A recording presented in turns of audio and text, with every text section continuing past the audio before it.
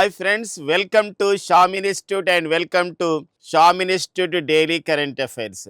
August 23, 2026లో ఉన్నటువంటి current affair discuss చేద్దాం.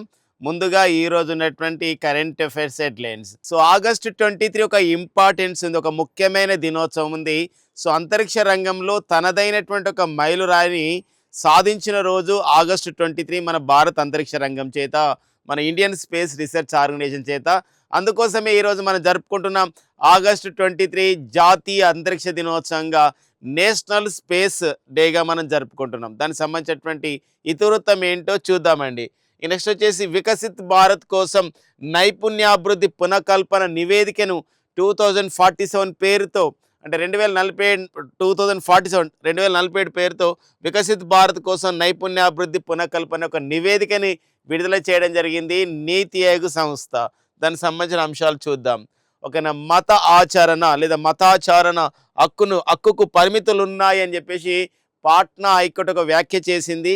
ఏ విషయంలో ఇలాంటి ఒక వ్యాఖ్య చేసింది చూద్దామండి. ఓకేనా, అంటే మతాన్ని ఆచరించే విషయంలో, మతాన్ని ఆ విధంగా ఆచరించే విషయంలో ఆ హక్కుకి ఒక పరిమితులు ఉన్నాయి అని చెప్పేసి, ఆ రైట్ టు రిలీజియన్కి ఒక లిమిటేషన్స్ ఆర్ దేర్ అని చెప్పేసి పాట్నా హైకోర్టు ఒక స్టేట్మెంట్ చేసింది. ఏ విషయంలో చేసిందో చూద్దామండి. అండ్ నెక్స్ట్ వచ్చేసి ప్రథములు, ఫస్ట్ పర్సన్స్, సూపర్లేటివ్స్లో ఒక ఇంపార్టెంట్ అండి. అదే మరి వారు ఎవరని చెప్పేసి అంటే కెప్టెన్ శివానీ సెహ్రావత్ ఒక ఘనత సాధించింది. ఘనత సాధించింది ఏంటో చూద్దాం. అండ్ నెక్స్ట్ వచ్చేసి మరి దులీప్ ట్రోఫీ అండి. సో దులీప్ ట్రోఫీ ప్రారంభం కావడం జరిగింది. మరి ఈ దులీప్ ట్రోఫీలో ఎన్ని టీంలు పాల్గొంటున్నాయి ఏంటో చూద్దాం. ఓకేనా, ఇది ఈ రోజు ఉన్నటువంటి కరెంట్ అఫైర్స్ హెడ్లైన్స్. వీటితో పాటుగా మరికొన్ని అంశాలని, ప్రాంతీయ జాతీయ అంశాలని, కొన్ని అంతర్జాతీయ అంశాలను కూడా, కొన్ని స్పోర్ట్స్ అప్డేట్ కూడా డిస్కస్ చేద్దాం. సో స్కిప్ కాకుండా చూడండి, మంచి ఇన్ఫర్మేషన్ మీకు దొరుకుతుంది. సో కాంపిటేటివ్ పాయింట్ ఆఫ్ వ్యూలో, కాంపిటేటివ్ డైరెక్షన్లో మంచి కరెంట్ అఫైర్స్తో పాటు కరెంట్ ఈవెంట్స్ కూడా ఇందులో చర్చిస్తామండి. అంటే ఒక అంశాన్ని 4-5 అంశాలను కూడా డిస్కస్ చేసుకుంటాం ఒక అంశంతో పాటుగా. ఇలా మనం ఇక వివరంలోకి వెళ్దాం.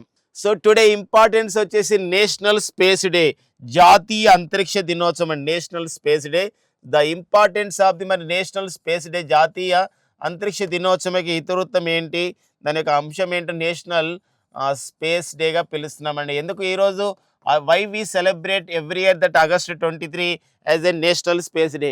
ఎందుకు ఈ రోజున మనం జాతీయ అంతరిక్ష దినోత్సవం జరుపుకుంటున్నామంటే, సో మరి చంద్రయాన్ 3 సో ఒక ఘనత సాధించింది. మన ఇండియన్ స్పేస్ రీసెర్చ్ ఆర్గనైజేషన్ చేత చేయబడ్డటువంటి చంద్రయాన్ 3 ప్రయోగం ద్వారా ఈ ఒక Vikram lander and Pragyan rover, so ఇవి కూడా ఒక ఇంపార్టెన్స్ అనమాట. ఏంటి అంటే ఇక్కడ సో చంద్రమండలంలోని దక్షిణ ధ్రువం పైన ఆ విధంగా దిగడం జరిగింది, ల్యాండ్ కావడం జరిగింది. ఎవరు చేయలేని గతంలో ఆగస్టు 23, 2023 కన్నా ముందు ఎవరు చేయలేని ఒక ఘనతని, ఒక మైల్ స్టోన్ని ఆగస్టు 23 2023న చంద్రయాన్ 3 ఆ ప్రయోగంలో మరి చంద్రమండలంలోని దక్షిణ ధ్రువంలో తెగింది. కాబట్టి ఇదే రోజున మనం ఆగస్ట్ 23ని ఎలా జరుపుకుంటున్నామంటే నేషనల్ స్పేస్ డేగా, జాతీయ అంతరిక్ష దినోత్సవంగా. అంటే 2023లో ఘనత సాధించారు కాబట్టి 2024 నుండి నేషనల్ స్పేస్ డేగా మనం నిర్వహించుకోవడం జరుగుతుందండి. This is the success of the Chandrayaan 3 అని చెప్పొచ్చు అనమాట. మరి చంద్రయాన్ 3 ప్రయోగం సక్సెస్ అయిన నేపథ్యం అనమాట. అందుకోసమే ఒక ఇంపార్టెంట్ అండి. ఆ పాయింట్ని మనం ఒక ఇంపార్టెంట్గా మనం డిస్కస్ చేసుకుంటున్నాం అనమాట. ఇంకొక విషయం, మన చంద్రయాన్ 3 అయితే 2023, అంతకన్నా ముందు మనం చంద్రయాన్ 1 కూడా సక్సెస్ చేయడం జరిగింది. మరి చంద్రమండల యాత్రలో మరి ఇంద్రుడిని ఆ విధంగా అధ్యయనం చేసే క్రమంలో చంద్రయాన్ 1 2008లో చేస్తే కొంచెం ఫెయిల్యూర్ వచ్చింది మనకి. చంద్రయాన్ 2 అండి, చంద్రయాన్ 2 వచ్చేసి మనం చేసింది 2009 అనమాట. 2000 సో చంద్రయాన్ 2 2019లో మనం చేయడం జరిగింది అనమాట. ఇది గమనించండి. మరి ఇండియన్ స్పేస్ రీసెర్చ్ ఆర్గనైజేషన్ పరంగా అనమాట. And what is the theme is given, మరి ఏం థీమ్ ఇచ్చింది భారత అంతరిక్ష పరిశోధన సంస్థ 2026కి జాతీయ అంతరిక్ష దినోత్సవం సందర్భంగా థీమ్ ఏంటి, ఇతివృత్తం ఏంటంటే టువర్డ్స్ వికసిత్ భారత్. ఓకేనా, మనం 2047 నాటికి భారతదేశ స్వాతంత్రానికి 100 సంవత్సరాలు అవుతున్న సందర్భంగా ఒక అభివృద్ధి చెందిన దేశం కావాలనే ఉద్దేశంతో ఏదైతే మనం టువర్డ్స్ వికసిత్ భారత్ అంటున్నామో ఆ విషయంలో ఇన్నోవేటింగ్గా మనకు ఉండాలి. అంటే మన కొత్త ఆవిష్కరణలు చేయాలి, నవకల్పనలు చేయాలి. అండ్ కొలాబరేటింగ్ అంటే వివిధ సంస్థలతో, దేశాలతో మనం భాగస్వామ్యం కావాలి. And aspiring to the global space leadership aspiring అంటే మనం కోరుకుంటున్నాం, మనం ఆకాంక్షిస్తున్నాం. వాట్ వి ఆస్పైరింగ్ అంటే టు గ్లోబల్ స్పేస్ లీడర్షిప్. ప్రపంచంలో అంతరిక్ష రంగంలో మరి గ్లోబల్లో ఈ స్పేస్ విషయంలో అంతరిక్ష రంగంలో ఒక నాయకత్వాన్ని మనం ఆశిస్తున్నాం. ఆ దిశగా ముందడుగులు ఆ విధంగా వేస్తామని చెప్పేసి ఈ సందర్భంగా జాతీయ అంతరిక్ష దినోత్సవం సందర్భంగా అద్భుతమైన ఇతివృత్తాన్ని ఇవ్వడం జరిగిందనమాట. ఈ నేపథ్యంలో తెలుసుకోవాలి ఇండియన్ స్పేస్ రీసెర్చ్ ఆర్గనైజేషన్. మరి ఇండియన్ స్పేస్ రీసెర్చ్ ఆర్గనైజేషన్ అనేది ఏ ఇయర్లో ఏర్పాటు చేయబడింది? 1969లో ఏర్పాటు చేయబడింది. సో మరి ఆగస్టు 15 ఏర్పాటు చేయబడింది. ఎక్కడ దేని కేంద్రంగా ఏర్పాటు చేయబడింది అంటే this is located in Bengaluru కేంద్రంగా ఏర్పాటు చేయబడింది. మరి విక్రమ్ సారాభాయ్ భారత అంతరిక్ష రంగానికి పునాదులు వేసిన శాస్త్రవేత్త విక్రమ్ సారాభాయ్ అండి. అందుకే భారత అంతరిక్ష పితామహుడుగా పిలుస్తాము. ప్రజెంట్ అయితే మనకి ఇస్రో చైర్మన్గా పనిచేస్తున్న వారు మరి డాక్టర్ వి నారాయణన్ గారు వచ్చేసి మనకి ప్రజెంట్ ఇస్రో చైర్మన్గా పనిచేస్తున్నారు అనమాట. ఓకేనండి. మరి చంద్రయాన్ 3 దిగిందని చెప్పుకున్నాం కదా, దక్షిణ ధ్రువం పైన, చంద్రమండలం పైన, ల్యూనార్ స్పేస్ పైన. మరి ఆ పాయింట్ ఏమంటున్నాం? ఆ పాయింట్ ఇక్కడ దిగింది కదా, ఈ పాయింట్ ఏమంటున్నాం అంటే this is point is called, ఆ యొక్క ప్రాంతాన్ని శివశక్తి పాయింట్గా పిలుస్తున్నాం అండి. ఏదండి? శివశక్తి పాయింట్గా పిలుస్తున్నాం. మరి గతంలో 2019లో మరి చంద్రయాన్ 2 కొంచెం ఫెయిల్యూర్ వచ్చింది, అక్కడ దిగింది, అది కూడా దక్షిణ ధ్రువంలో. కానీ ఆ ప్రాంతాన్ని ఏమని పిలుస్తున్నామంటే తిరంగా పాయింట్ అని పిలుస్తున్నామండి. తిరంగా శక్తి, అది తిరంగా పాయింట్ అండి. 2019లో దిగిన ప్రాంతాన్ని అది తిరంగా పాయింట్, 2023లో దిగిన పాయింట్ శివశక్తి పాయింట్గా నామకరణం చేయడం జరిగిన విషయాన్ని గమనించండి my dear friends. This is all about national space day. This is all about జాతీయ అంతరిక్ష దినోత్సవం ఆగస్టు 23, 2026 యొక్క ప్రత్యేకతలు. ఇంకా మనం అంతరిక్ష రంగంలో మరిన్ని మైలురాయిలు మనం సాధించగలుగుతాము, సాధించే అవకాశం చాలా గొప్పగా ఉన్నాయని చెప్పొచ్చు. ఎందుకోసం అంటే ఇప్పుడు మన భారత అంతరిక్ష రంగంలో ప్రభుత్వమే కాదు, దాంతోపాటుగా ప్రైవేట్ అంతరిక్ష పరిశోధన సంస్థలు, స్పేస్ స్టార్టప్స్ కూడా ఎంతో ముందంజలో ఉన్న విషయం గమనించండి. సో మనకి ఫ్రెండ్స్ ఆల్రెడీ డిస్కస్ కూడా చేసాము. జూలై 18, 2026న మనం ఒకనా ఏం చేసామండి, స్కై రూట్ ఏరోస్పేస్ ద్వారా ప్రైవేట్ రంగంలో కూడా ఒక ఉపగ్రహాలు ప్రయోగించగలుగుతామని చెప్పేసి నిరూపించిన సంఘటన ఉందన్నమాట. ఓకేనండి. సో మరి ఓకేనా, నెక్స్ట్ చూద్దాం ఫ్రెండ్స్. ఇక నెక్స్ట్ కరెంట్ అఫైర్లోకి వెళ్ళినట్లయితే పాట్నా హైకోర్టు, బీహార్ రాజధాని పాట్నా అండి. అక్కడ ఉన్నటువంటి హైకోర్టు పాట్నా హైకోర్టు. మన దేశంలో 25 హైకోర్టులో ఒకటి Patna high court. Already Patna high court record సాధించింది 2026లో. ఏంటా రికార్డు సాధించిందంటే మన భారతదేశంలో పాట్నా హైకోర్టుకు తొలిసారిగా ఒక మహిళ, ఒక women became the chief justice. మహిళ ఒక ప్రధాన న్యాయమూర్తిగా పనిచేసింది. వారు ఎవరో తెలుసా అండి? జస్టిస్ సో మదన్ మీనాక్షి రాయ్ అండి. మరి జస్టిస్ మదన్ మీనాక్షి రాయ్ గారు పనిచేశారు. అయితే వెరీ రీసెంట్గా వారు రిటైర్మెంట్ కూడా కావడం జరిగింది అనమాట. జస్టిస్ మదన్ మీనాక్షి రాయ్ అండి, the first women who became the chief justice of the Bihar high court. Bihar హైకోర్టుకి చీఫ్ జస్టిస్గా పనిచేసిన తొలి మహిళ. అలా పాట్నా హైకోర్టు రికార్డు సాధించింది. పాట్నా హైకోర్టు అలా రికార్డు ఉంది. ఇప్పుడు రిటైర్మెంట్ అయ్యారు వీరు. అయితే ఇప్పుడు పాట్నా హైకోర్టు ఒక ఇంపార్టెంట్ వర్డిక్ట్ ఇచ్చింది కరెంటు పాలిటీలో. చాలా ఏంటా అంశం అంటే మనకి మన ప్రాథమిక హక్కులు, అందులో కూడా వచ్చేసి మనకి మత స్వేచ్ఛ హక్కు మనకు ఉంది. ఫ్రీడమ్ ఆఫ్ ది రిలీజియన్ ఉందండి. ఫ్రీడమ్ ఆఫ్ ది రిలీజియన్ ఉంది. రిలీజియన్ మతం అన్నమాట, ఒక ఫ్రీడమ్ ఆఫ్ ది రిలీజియన్. మరి రాజ్యాంగంలోని 25, 26 అధికరణలు, ఆర్టికల్స్ మనకి మత స్వేచ్ఛను ఒక హక్కుగా అందించాయి. అయితే ఆ మత స్వేచ్ఛ ప్రజా భద్రతకి, పబ్లిక్ సేఫ్టీ కానివ్వండి, నైతికత, ఎథిక్స్, మోరల్ వాల్యూస్ కానివ్వండి, ఆరోగ్యకరమైన పరిమితులు అంటే హెల్త్ లిమిటేషన్స్కు లోబడే ఉంటుంది అని చెప్పేసి అధికారులు చెప్తున్నాయి అనమాట. ఆ వ్యాఖ్య చేశారు. ఎందుకోసం అంటే మతాన్ని ఆచరించడానికి హక్కుకి, మతాచారణ హక్కుకి పరిమితులు ఉన్నాయి. Limitations are there while that freedom of the రిలీజియన్కి అని చెప్పి చెప్పడం జరిగింది అనమాట. While we are following the religion there is the limitations are there. The limitations ఏంటంటే మనకు ప్రజా భద్రతకి ముప్పు కల్పించకూడదు, నైతికత ఉండాలి, ఆరోగ్యకరమైనటువంటి పరిమితులు ఉండాలని చెప్పేసి ఒక హైకోర్టు వ్యాఖ్య చేసడం జరిగింది అనమాట. అంటే బీహార్లోని సివాన్ అనే ప్రాంతంలో ఒక భాద్రపద కృష్ణపక్షంలో ఏం చేస్తారంటే 11 రోజు ఒక మతపరమైన ఊరేగింపు చేస్తారు. ఆ ఊరేగింపు అనుమతులు ఇచ్చే విషయంలో ఒక పిటిషన్ వేసినప్పుడు సో పాట్నా హైకోర్టు సంబంధించిన వ్యాఖ్య చేయడం జరిగిందండి. కాబట్టి ఎగ్జామినేషన్ అడిగే అవకాశం ఉంటుంది. Which of the Indian state high court, ఈ కింది ఏ రాష్ట్రంలోని ఏ high court, so there is a limitation to the implementation of the following of the freedom of the right, మతాచరణ హక్కుకి పరిమితులు ఉన్నాయని ఏ రాష్ట్ర హైకోర్టు చెప్పడం జరిగింది, వ్యాఖ్యానించింది, ఒక కీలకమైన వ్యాఖ్య చేసిందంటే that is called Patna high court అనే అంశాన్ని చూసుకోవాల్సిన అవసరం ఉంటుంది ఫ్రెండ్స్. ఇది కరెంట్ పాలిటీలో అంశం అనమాట. ఓకేనండి. ఈ ఆర్టికల్ పైన ఉంటుంది 25, 26 ఆర్టికల్స్. నెక్స్ట్ చూద్దామండి. నెక్స్ట్ వచ్చేసి భారతదేశం. సో మనకి ఇక్కడ ఫ్రెండ్స్ మనందరూ కూడా తెలుసు ఫిబ్రవరి 28, 2026 అండి. మరి ఫిబ్రవరి 28, 2026 ఏం జరిగింది అంటే ఒక సంక్షోభానికి ఆ రోజు కారణమైంది.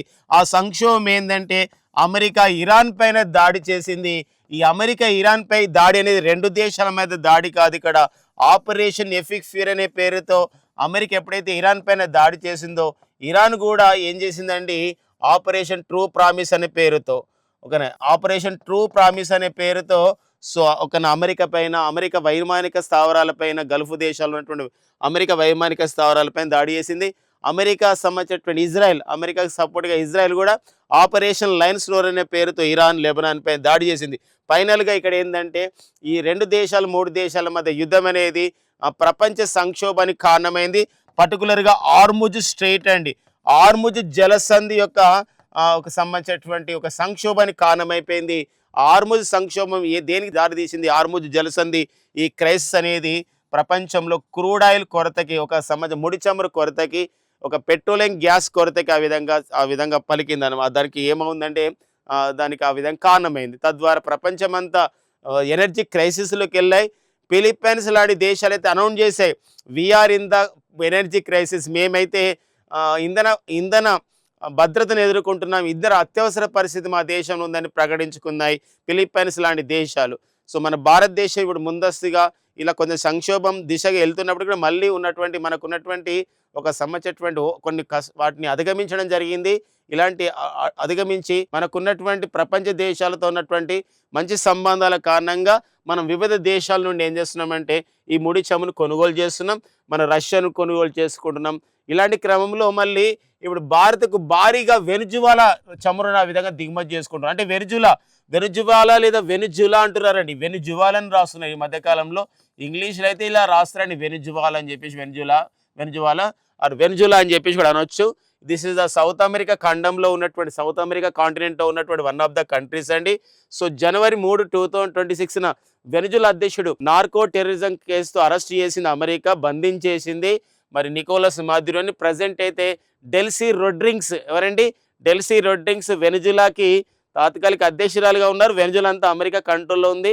వెనుజులాలో చాలా ముడి చమురు ఉంది కాబట్టి అమెరికా అమ్ముకుంటుంది వెనుజులాని ఆ విధంగా ఆర్థికంగా గట్టించడానికి అని పైకి చెప్తున్నారు.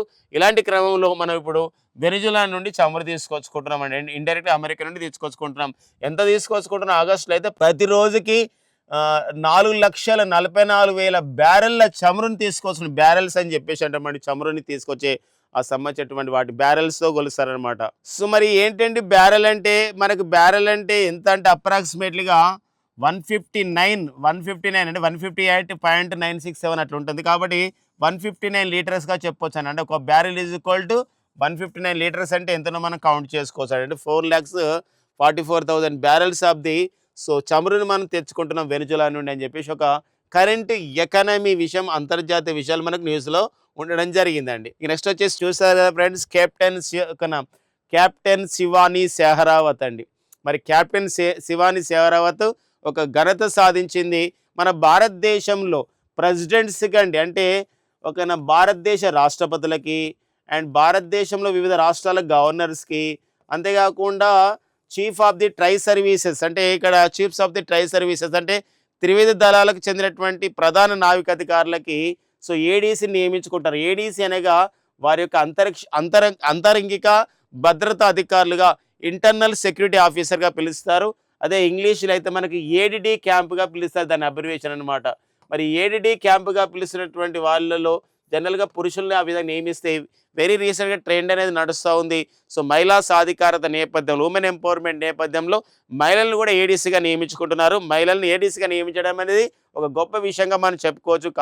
ఆ క్రమంలో మరి కెప్టెన్ శివాని సెహ్రావత్ అండి, వీరు మన భారత ప్రధాన సైనికాధికారి, మన భారతదేశానికి 31వ ప్రధాన సైనికాధికారిగా మరి ధీరజ్ సేత్ ఇటీవల నియమితులు కావడం జరిగింది.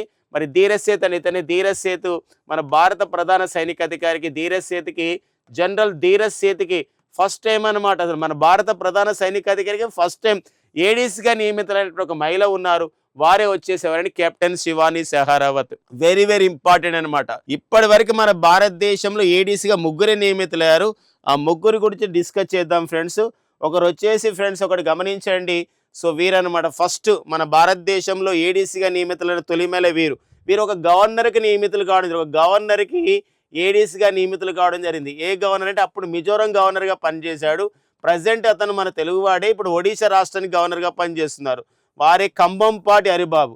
కంబంపాటి హరిబాబుకి సో ఏడీసీగా నియమితులైనటువంటి ఏడీసీగా నియమితులైన తొలి మహిళ వచ్చేసి మనీషా పాడి అండి. ఎవరైనా Manisha Padhi is the now India's first female ADC de camp to the Mizoram governor. ఓకేనండి. ఇప్పుడు ప్రజెంట్ మిజోరం గవర్నర్ విజయ్ కుమార్ సింగ్ అండి, VK Singh, Vijay Kumar Singh present Mizoram governor. But ఇప్పుడు గతంలో ఎవరైతే కంబంపాటి హరిబాబు మన వారు తెలుగు వారే, వీరు ఒక మిజోరం గవర్నర్గా పనిచేస్తున్న వీరు నియమితులు కావడం జరిగింది. ప్రజెంట్ అయితే కంబంపాటి హరిబాబు గారు ఒడిషా గవర్నర్గా పనిచేస్తున్నారు. మొత్తానికి అయితే ఒక రికార్డ్ అనమాట.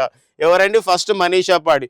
తర్వాత క్రమంలో వెరీ రీసెంట్ నవ్యా షెకావత్ అండి. మరి Navya Shekhawat, major Navya Shekhawat becomes the first Indian army women officer appointed as a president Draupadi Murmu's aide-de-camp. So మన భారత రాష్ట్రపతి ఓకేనా ద్రౌపది ముర్ము గారికి ఏడీ క్యాంప్ ఒక అంతరంగిక భద్రతా అధికారిగా నియమితులైన తొలి మహిళగా ఉన్నారు. ఎవరు? ఏడీసీ అంటే వారే నవ్యా షెకావత్. గమనించండి, వీరు ఫస్ట్ అండి ఏడీసీగా నియమితులైన వాళ్ళలో మహిళలు. ఎవరు?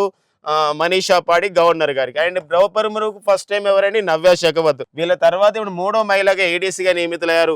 వారు ఎవరండి? Shivani Sehrawat. Very very very important and my dear friends. ఓకేనా? నెక్స్ట్ చూద్దామండి. నెక్స్ట్ చూద్దాం ఫ్రెండ్స్. నెక్స్ట్ వచ్చేసి India health quotient survey. Quotient అంటే లబ్ధి అని అర్థం వస్తుందండి.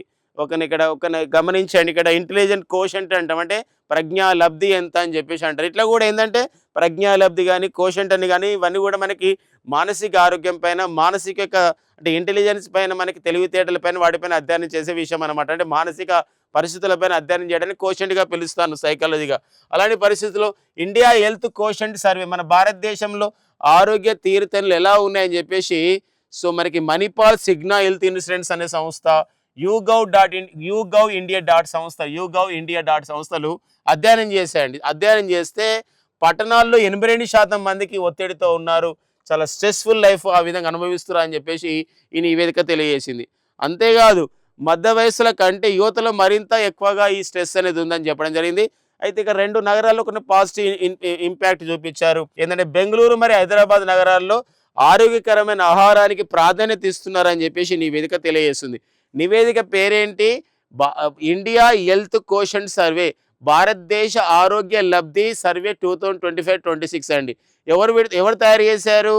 Who prepared this index? Manipal Cigna health insurance YouGov India. ఎంత శాతం మంది పట్టణాల్లో ఒత్తిడికి లోన్ అవుతారు? 82%. మరి మిడిల్ వయసు కన్నా, మిడిల్ ఏజ్ వాళ్ళకన్నా యువతలోనే ఎక్కువగా ఈ స్ట్రెస్ఫుల్ లైఫ్ ఉంది. కానీ ఒక పాజిటివ్ ఇంపాక్ట్ ఏంటంటే బెంగళూరు మరి హైదరాబాద్ నగరాల్లో ఆరోగ్యకరమైన ఆహారానికి ఇంపార్టెన్స్ ఇస్తున్నారు అని చెప్పేసి ఒక నివేదిక ఇవ్వడం జరిగిందనమాట. ఒక నివేదికలోని అంశాలు అవి. నెక్స్ట్ వచ్చేసి ఏపీ సమగ్ర కుటుంబ సర్వే. ఎందుకోసం అంటే వెరీ రీసెంట్గా ఆంధ్రప్రదేశ్ ప్రభుత్వం కూడా అనౌన్స్ చేసింది, అసెంబ్లీలో కూడా అనౌన్స్ చేశారు మన చంద్రబాబు నాయుడు గారు ముఖ్యమంత్రి గారు. ఏంటంటే త్వరలో జరగబోతున్నటువంటి స్థానిక సంస్థల ఎన్నికల్లో కానివ్వండి, త్వరలో జరగబోతున్నటువంటి మున్సిపల్ ఎన్నికల్లో కానివ్వండి, సో బీసీ రిజర్వేషన్లు 34% చేశాము అని చెప్పేసి ఆ విధంగా ప్రకటించారు. ఈ క్రమం దేనిపైన ఆధారంగా చేయడం జరిగింది అని చెప్పేసి అంటే సమగ్ర కుటుంబ సర్వే, ఒక యూనిఫైడ్ ఫ్యామిలీ సర్వే వేసాం. దాని ప్రకారం ఏంటంటే బీసీల జనాభా 51.24% చేరింది. ఎస్సీ ఎస్టీల జనాభా గతంలో అయితే 25.85% ఉంటే 2011లో అంత ఉంటే ఇప్పుడు 2024-25 సంవత్సరానికి 27.7% పెరిగింది ఎస్సీ ఎస్టీ జనాభా శాతం. కాబట్టి దీన్ని బట్టే మేము వచ్చే ఈ సంబంధించినటువంటి నివేదికని ఇలా తయారు చేసాం. స్థానిక సంస్థల ఎన్నికల్లో, నెక్స్ట్ వచ్చేసి ఒక పంచాయతీ ఎన్నికలు అవే వాటిని అంటారు, ఒక తర్వాత మున్సిపల్ ఎన్నికల్లో ఇలాంటి సంబంధించినటువంటి డిసిషన్ తీసుకున్నాం. వాళ్ళకి ఇంత పర్సెంటేజ్ ఆఫ్ ది విధంగా ఇవ్వాలని చెప్పేసి అనమాట. ఒక రిజర్వేషన్స్ అనే విషయం గమనించండి ఫ్రెండ్స్. ఓకేనండి, ఇది మనకి ఏపీ సమగ్ర కుటుంబ సర్వేలో కొంచెం ఇంపార్టెంట్ ఇన్ఫర్మేషన్ అండి. బంగాళాఖాతంలో కార్గో నౌక ఓషన్ విన్నర్ అండి. ఈ కార్గో అనగా సరుకులు వస్తువులను తీసుకెళ్లే నౌకలను, షిప్లు ఏమంటారండి? కార్గో అని పిలుస్తాం అనమాట. ఇది మునక అంటే అది సింకింగ్ అయిపోయింది అనమాట. ఎందుకోసం? బికాజ్ ఆఫ్ ది మరి టెక్నికల్ ఇష్యూ కానివ్వండి, మరి ఏదైనా రావచ్చు, అది ఇంకా బయటపడలేదు. అది ఓషన్ విన్నర్. ఓషన్ అంటే మహాసముద్రం అంటారు. విన్నర్ అంటే గెలిచేవాడు, కానీ గెలిచే ఓషన్ విన్నరు. సో మునిగిపోయింది బంగాళాఖాతంలో. అయితే ఇది పనామా అనే దేశం యొక్క జాతీయ జెండాతో బయలుదేరింది. అంటే ప్రపంచంలో వివిధ షిప్పులు ఉంటాయి. ఆ షిప్పులకు ఎవరైతే ఏ దేశం చెందిన షిప్పులు ఉంటే ఆ దేశం వాళ్ళ జెండాను పెట్టుకుంటారు. వాళ్ళు వివిధ దేశాల కాంట్రాక్ట్ గురించి పనిచేస్తూ ఉంటారు. ఈ క్రమంలో మన భారతదేశం చెందినటువంటి మన ఒడిశాలోని పారాదీప్ నుండి మన భారతదేశంలోని ఇనుప ఖనిజము ఒక 72,000 టన్నుల ఇనుప ఖనిజాన్ని ఐరన్ మెటీరియల్ని, ఐరన్ ఓర్ని ఏం చేస్తుందంటే సింగపూర్కి ఆ విధంగా పంపించడం జరిగింది. మార్గ మధ్యలోనే 240 నాటికల్ మైళ్ళ దూరంలోనే ఏమైంది, అది మునిగిపోయినట్టు. ఆ విధంగా మన భారత నావికాదళం గుర్తించింది, దానికి సహాయక చర్యలు చేపట్టింది. ఒక్కోసారి అడగొచ్చండి, ఆగస్టు 22, 2026న బంగాళాఖాతంలో మునిగినటువంటి ఆ నౌక పేరు ఏం పేరు అనొచ్చు. ఓషన్ విన్నర్ ఏ దేశం చెందిన పనామా దేశం నుండి, అది ఎక్కడి నుండి బయలుదేరిందంటే ఒడిశాలోని పారాదీపు. అట్లా ఏ ఖనిజం తీసుకెళ్తుందంటే ఐరన్ ఓర్ని, ఇనుప ఖనిజాన్ని తీసుకెళ్తున్న విషయం గమనించండి. అదే పారాదీప్ అని ఒడిశాలో ఉంటుంది. మన భారతదేశంలో ఎక్కువగా తుఫాన్లకు ఎఫెక్ట్ అయ్యేది, మన దేశంలో తుఫాను ప్రభావానికి బాగా తాకిడి అయ్యేది, బాగా గురయ్యేది ఓడరేవుగా పారాదీప్ ఉందన్నమాట. నెక్స్ట్ చూద్దామండి. నెక్స్ట్ వచ్చేసి నీతి ఆయోగ్ వాళ్ళు ఇచ్చిన ఒక నివేదిక అండి. ఏంటా నివేదిక అంటే వికసిత్ భారత్ కోసం నైపుణ్య అభివృద్ధి పునఃకల్పన. సో ఏం చేయాలి, వికసిత్ భారత్ 2047 నాటికి మనం ఓకేనా, 2047 నాటికి అభివృద్ధి చెందిన భారతదేశం కావాలంటే మనం ఒక ఎలాంటి ఒక సంబంధించినటువంటి స్కిల్స్ కానివ్వండి, ఎలాంటి కార్యాచరణ ముందుకు తీసుకెళ్లాలని చెప్పుడు ఒక నివేదిక అందజేస్తూ ఉంటాయి. వెరీ రీసెంట్ కూడా 3 days బ్యాక్ కూడా నీతి ఆయోగ్ వాళ్ళు ఒక నివేదిక ఇచ్చారు. వాట్ దట్ ఒక రిపోర్ట్ రివీల్స్ ఏంటంటే ఏముందంటే రిపోర్ట్ అంటే 6th క్లాస్ నుండే ఒకేషనల్ ట్రైనింగ్ని, స్కిల్స్ ట్రైనింగ్ని ఆ విధంగా చెప్పాలి స్టూడెంట్స్కి అని చెప్పడం జరిగింది. అంటే 6వ తరగతి నుండే వృత్తి విద్యను ఆ విధంగా ప్రవేశపెట్టాలని, ఎందుకోసం అంటే మారుతున్న కాలానికి అనుగుణంగా ఇది చాలా ఇంపార్టెంట్ అని చెప్పేసి 6th క్లాస్ అనమాట. గతంలో మనకి సోషల్లీ యూస్ఫుల్ ప్రొడక్టివ్ వర్క్ ఉండేది SUPW, దాన్ని ఆ విధంగా తీసుకెళ్లాలని కూడా చెప్పడం జరిగింది. అంతేకాదు ఇప్పుడు PM సేతు లాంటి కార్యక్రమాలు మన భారతదేశంలో ITIలు ఇండస్ట్రియల్ ట్రైనింగ్ ఇన్స్టిట్యూట్స్ని ప్రస్తుత పరిశ్రమ అవసరాలకు తగ్గట్టుగా కోర్సులను ఆ విధంగా చేయాలని PM సేతు అనే కార్యక్రమాన్ని ప్రారంభించారు. అలాంటి కార్యక్రమాన్ని స్కూళ్ళలో కూడా ప్రవేశపెట్టాలని చెప్పడం జరిగింది. లైక్ దట్ ఇక్కడ కూడా ఏంటంటే వికసిత్ భారత్ కోసం నైపుణ్యాభివృద్ధి పునఃకల్పన అని చెప్పేసి గమనించండి. పునఃకల్పన అనే విషయం ఇలాంటివి అడుగుతుంటాడు ఒక్కోసారి. ఒక నివేదిక పేరేం పేరు, వికసిత్ భారత్ కోసం నైపుణ్యాభివృద్ధి పునఃకల్పన నీతి ఆయోగ్ వాళ్ళు విడుదల చేశారు. ఈ 78th నేషనల్ శాంపుల్ సర్వే ప్రకారం, అంటే కేంద్ర ప్రభుత్వం తీసుకొచ్చినటువంటి సర్వే చేస్తూ ఉంటుంది ఎవ్రీ ఇయర్ కూడా, అలా 78వ జాతీయ శాంపుల్ సర్వే ప్రకారం 2021లో సేకరించిన సర్వే ప్రకారం దీన్ని అభివృద్ధి చేశారన్నమాట నివేదికని. ఏంటి ఆ నివేదికలోని అంశం ఏంటంటే దేశంలో 15 నుండి 29 ఏళ్ల మంది వయసున్న వారు, సో ఏంటంటే 8.7 కోట్ల మంది యువత పని లేకుండా ఉన్నారు. అంటే ఎందుకు పని లేకుండా అంటే పని దొరకడం లేదు, ఇంకోటి స్కిల్స్ లేవు, అదొకటి. అందుకోసమే ఇది చాలా ఇంపార్టెంట్ అని చెప్పేసి ఇలాంటి యువతకి ఇంత ఏజ్ చాలా ఇంపార్టెంట్. 15 to 29 ఇయర్స్ అంటే మస్తు కష్టపడే వయసు, హార్డ్ వర్క్ చేయడానికి ఎంతో ఉంటుంది, ఎంతో ఇన్నోవేటివ్గా ఆలోచించడానికి ఉంటుంది. ఇలాంటప్పుడు ఈ వయసులోనే చాలా మంది ఇప్పుడు స్టార్ట్అప్స్ స్టార్ట్ చేశారు. అంతేకాకుండా ఎంతో సంబంధించినటువంటి ముందుకెళ్తున్నప్పుడు ఎందుకు అలా ఉన్నారని చెప్పేసి వాళ్ళకు స్కిల్స్ ఇవ్వాల్సిన అవసరం ఉంది. అందుకోసమే చెప్పాం కదండి ఇంత మునిపే 6th క్లాస్ నుండే 6వ తరగతి నుండే వొకేషనల్ ట్రైనింగ్ అంటే వృత్తి విద్యను ప్రవేశపెట్టాలి అనే ప్రధానమైన ఉద్దేశం కూడా గతంలో మన ఒక నీతి ఆయోగ్ చెప్పింది. అంతేకాదండి PM సేతు లాంటి కార్యక్రమాలు ఈరోజు మన భారతదేశంలో ఒక 1000 ITIలు ఇండస్ట్రియల్ ట్రైనింగ్ ఇన్స్టిట్యూట్స్ని తీసుకొని పరిశ్రమ అవసరాల గురించి ఆ విధంగా శిక్షణ ఇస్తున్నారు అనమాట. అలాంటి నేపథ్యంలో సో ఇది ఒక కీలకమైన పాయింట్ అండి. అందుకోసమే మన భారతదేశంలో మొత్తం కూడా పనిచేసే వాళ్ళని 5 రకాలుగా విభజించారు, 5 విభాగాలు. ఏంటి 5 విభాగాలు అంటే కార్మిక శక్తిని అండ్ అభ్యాసకులు అంటే లర్నర్స్ అనమాట. వీళ్ళని 5 విభాగాలుగా 5 కేటగిరీస్గా చేశారు. ఒకరు పాఠశాల విద్య, సో పాఠశాల విద్యలు ఇలా కల్పించాలి. పాఠశాల విద్య, ఇంకొకటి ఏంటంటే ఉన్నత విద్య అండి. ఒకటి పాఠశాల విద్య మై డియర్ ఫ్రెండ్స్, ఇంకొకటి వచ్చేసి ఉన్నత విద్య అండి, ఉన్నత విద్య. ఇంకోటి సంఘటిత అండ్ అసంఘటిత రంగ పని, అంటే అర్థం ఏంటంటే ఆర్గనైజ్డ్ సెక్టార్, వాళ్ళకి సంవత్సరం అంతా పని ఉంటుంది. అన్ఆర్గనైజ్డ్ సెక్టార్ అంటే సీజనల్ వర్కర్స్ అనమాట, అలాంటి వాళ్ళు, అది 3వ కేటగిరీ. చదువుకున్నారు, ఉద్యోగాల్లో లేని శిక్షణ తీసుకునే యువత. గుర్తుపెట్టుకోండి, చదువుకున్నారు, కొందరు ఉద్యోగాల్లో లేరు, కొందరు శిక్షణ తీసుకునే యువత.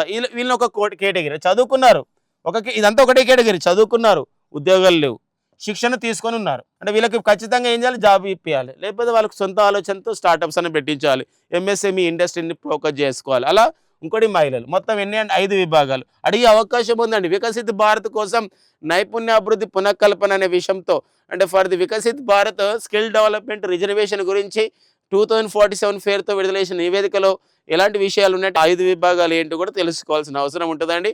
అబౌట్ ది నీతి ఆయోగ్ గురించి చెప్పినట్లయితే 11వ నీతి ఆయోగ్ గవర్నింగ్ కౌన్సిల్ మీటింగ్ అండి. 11వ నీతి ఆయోగ్ 11వ నీతి ఆయోగ్ సమావేశం అన్నమాట. 10వ నీతి ఆయోగ్ సమావేశం, మండలి సమావేశం జూన్ 11, 2026 ఢిల్లీలో జరిగిన విషయాన్ని గమనించండి. నీతి ఆయోగ్ అనేది it is non constitution body. ఇది ఒక రాజ్యాంగబద్ధ సంస్థ కాదు. అండ్ ఇట్ ఈజ్ ఒక థింక్ ట్యాంక్, ఒక మేధోమథన సంస్థ. నీతి ఆయోగ్ అనేది ప్లానింగ్ కమిషన్ స్థానంలో ఏర్పాటు చేశారు. నీతి ఆయోగ్ 2015 జనవరి 1 నీతి ఆయోగ్ ఏర్పాటు చేశారు. నీతి ఆయోగ్కి ప్రజెంట్ చైర్మన్ తెలుసు కదండి, ప్రైమ్ మినిస్టర్ ఉంటారు నరేంద్ర మోడీ గారు. And NITI ఆయోగ్కి present deputy chairman వచ్చేసి అశోక్ కుమార్ లహరి గారు. అండ్ నీతి ఆయోగ్కి ఉపాధ్యక్షుడు అశోక్ కుమార్ లహరి అండి.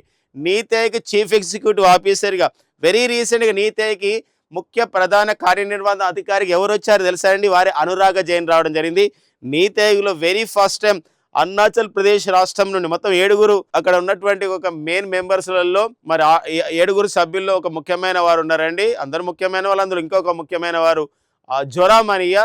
నీతి ఆయోగ్లో ఒక మెంబర్గా నియమితులైనటువంటి తొలి ఈశాన్య రాష్ట్రాలకు చెందిన మహిళ, అరుణాచల్ రాష్ట్రానికి చెందినటువంటి మహిళ, వారే జోరామనియా అనే విషయాన్ని గమనించండి. This is all about the report అనమాట. అండ్ నెక్స్ట్ వచ్చేసి పిఆర్ఎస్ లెజిస్లేటివ్ రీసెర్చ్ అండి. ఈ పిఆర్ఎస్ అనే ఒక సంస్థ ఏంటంటే శాసనబద్ధమైన విషయాలు, శాసనసభల గురించి, పార్లమెంట్ గురించి, చట్టాల గురించి వాటిపైన ఎప్పుడు అధ్యయనం చేస్తూ ఉంటుంది. గుర్తుపెట్టుకోండి ఫ్రెండ్స్. ఇప్పుడు మనకి ఏడిఆర్ అనే సంస్థ ఉంది, association for the democratic reforms అనే సంస్థ. ఎట్లయితే ఒక శాసన వ్యవస్థ పైన అధ్యయనం చేసి రిపోర్ట్ ఇస్తుందో, పిఆర్ఎస్ కూడా ఆ తరహాలో రిపోర్ట్ తయారు చేస్తుంది. అబౌట్ దేనిపైన పార్లమెంట్లో ప్రవేశపెట్టిన బిల్లులు. మరి పార్లమెంట్లో ప్రవేశపెట్టిన బిల్లులు అనేది ఎలా అవి చట్టాలుగా మారుతున్నాయి, ఏమైనా డిస్కషన్ అవుతుందా లేదా అని చెప్పేసి ఆ విధంగా చర్చ పెడితే, ఇప్పుడు ప్రజెంట్ నడుస్తుంది 18వ లోకసభ అండి. మరి 2024లో స్టార్ట్ అయింది 18వ లోకసభ. మరి 2029 వరకు పనిచేస్తుంది. అయితే మళ్ళీ ఈ 18వ లోకసభలో ఇప్పటివరకు 64 బిల్లులను ప్రవేశపెడితే 34 బిల్లులు ఆమోద ముద్ర వేశారు. అంటే 53%, అంటే మోస్ట్ సక్సెస్ ఉంది. అంటే కొన్ని బిల్లులకు ఎక్కువ చర్చ పెట్టకుండానే ఆమోద ముద్ర వేశారని చెప్పేసి ఒకటి కామెంట్ చేశారు. 17 లోకసభలు అయితే మొత్తం ప్రవేశపెట్టిన బిల్లుల్లో 62% బిల్లులు ఆ విధంగా ఆమోదపోతాయి. నెంబర్ ఇవ్వలేదు, శాతం ఇచ్చాడు. 16 లోకసభలు అయితే 13% బిల్లులు ఆ విధంగా 33% బిల్లులు 16 లోకసభలో 33% బిల్లులు ఆ విధంగా ఆమోదించారు అని చెప్పేసి ఇక్కడ రీసెర్చ్గా ఇవ్వడం జరిగిందండి. పిఆర్ఎస్ అనే సంస్థ వాళ్ళు. గుర్తుపెట్టుకోండి, ఇలా అడిగే అవకాశం ఉంది. పిఆర్ఎస్ శాసన వ్యవస్థ పైన పరిశోధన విషయంలో ఇటీవల పార్లమెంటు ప్రవేశపెట్టిన బిల్లులు ఎంత శాతం ఆమోదించబడుతున్నాయి, 18 లోకసభలు ఇప్పటివరకు ఎన్ని, 17 లోకసభలు ఎన్ని, 16 లోకసభలు ఏంటి, ఇలాంటి క్వశ్చన్స్ ఎక్స్పెక్ట్ చేయడానికి ఉంటుందండి. నెక్స్ట్ వచ్చేసి ఎబోలా అండి. మరి ఎబోలా అనే ఒక వ్యాధి అండి, మనకి ఒక మహమ్మారి అయింది, జాగ్రత్తగా ఉండండి అని చెప్పేసి ఆఫ్రికా ఖండంలో చాలా దేశాలకు హెచ్చరిస్తుంది ప్రపంచ ఆరోగ్య సంస్థ. మరి 1976లో అక్కడ ఆ టైంలో ఈ ఎబోలా అనే వ్యాధి ఒక democratic republic of the Congo దేశంలో ఇది వ్యాప్తి చెందుతూ దక్షిణ సూడాన్, మిగతా ఇథియోపియా లాంటి దేశాలు కూడా వ్యాప్తి చెందుతుంది. ఇప్పటివరకు సుమారు 2000 పైన మంది కూడా చనిపోవడం జరిగింది. ఈ క్రమంలో ఒక ఇంపార్టెంట్ న్యూస్ ఏంటంటే, ఇంపార్టెంట్ కరెంట్ అఫైర్ ఏంటంటే, మెరెక్ అనే ఒక సంస్థ ఉందండి. సంస్థ పేరు ఏం పేరండి? మెరెక్ అనే సంస్థ. ఈ మెరెక్ అనే సంస్థ ఏం చేసిందంటే, ఒక సంబంధించినటువంటి ఫార్మాస్యూటికల్ సంస్థ ఒక టీకా తయారు చేసింది. ఆ టీకా పేరే ఏంటి అంటే ఎర్విబో. ఏదంటే ఎర్విబో. ఈ ఎర్విబో అనే ఒక టీకాను తయారు చేసింది. ఈ టీకాని ఇప్పుడు ఒక 16,000 డోజెస్ని చూడండి, more than 16,000 doses of the Ervebo vaccine arrive in Ebola hit DRC. DRC అంటే democratic of the republic of Congo దేశానికి చేరిందని చెప్పేసి ఉందండి. Very very important. వైరస్ పేరేంది? ఎబోలా వైరస్ వ్యాధి. అది దానికి వచ్చే టీకా పేరు, తయారు చేసిన టీకా పేరు ఏం పేరంటే ఎర్విబో వ్యాక్సిన్ టీకా. ఎవరు తయారు చేశారు ఏంటని చూసుకోవాలండి. చాలా సైన్స్ అండ్ టెక్నికల్ అప్డేట్స్గా చూసుకోవాల్సిన అవసరం ఉంది. ఇక నెక్స్ట్ మరొక ఇంపార్టెంట్ ఏంటి, సాయిల్ టెక్స్చర్. టెక్స్చర్ అంటే సాయిల్లో ఉన్నటువంటి తేమ కానివ్వండి, మొత్తం పదార్థం ఏదా ఉంది, విశ్లేషణ అనమాట. ఆ సాయిల్లో ఉన్నటువంటి పదార్థం ఏముంది అంటే, ఎలాంటి పదార్థాలు ఉంది, తేమ ఎక్కువ ఉందా, లేకపోతే ఎలాంటి మూలకాలు ఉన్నాయి, ఎలాంటి న్యూట్రియంట్స్ ఉన్నాయి, ఎలాంటి పోషకాలు ఉన్నాయని అధ్యయనం చేశారనమాట. ఇది ఫస్ట్ ఆఫ్ ఇట్స్ కైండ్ ఒక నివేదిక అండి.